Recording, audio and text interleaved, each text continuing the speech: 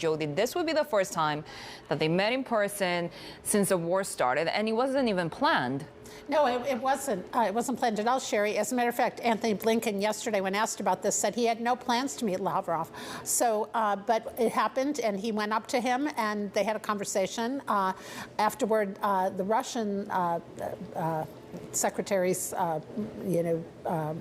spokespeople said, oh, he dismissed it. He said it wasn't important. But apparently what was said by Secretary Blinken was that he basically said to Russia, we need peace talks. We need to start having talks. And also that if China was to get involved in selling military equipment, that the U.S. would take more steps on sanctions. So it was kind of tough talk, but he obviously initiated this, even though, and then the Russians have dismissed it.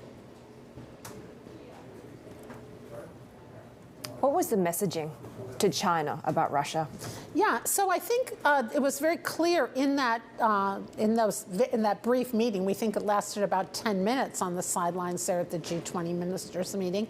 That Russia, if Russia decides to, if really asks China for this military equipment, and China responds by having direct involvement with military equipment, that the U.S. will impose sanctions directly on China as well. Obviously, Russia has been greatly sanctioned by the U.S., both as a trying to be a deterrent to the invasion, and of course, when that didn't happen, then stepping up those sanctions, both on individuals, companies, and the government itself.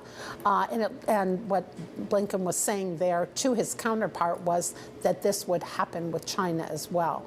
So we'll see. We still don't know what China's response is going to be on this, and we have to really see whether Russia is taking it all seriously, what Secretary Blinken said as well. But that conversation was unexpected and pretty direct from Secretary of State Antony Blinken.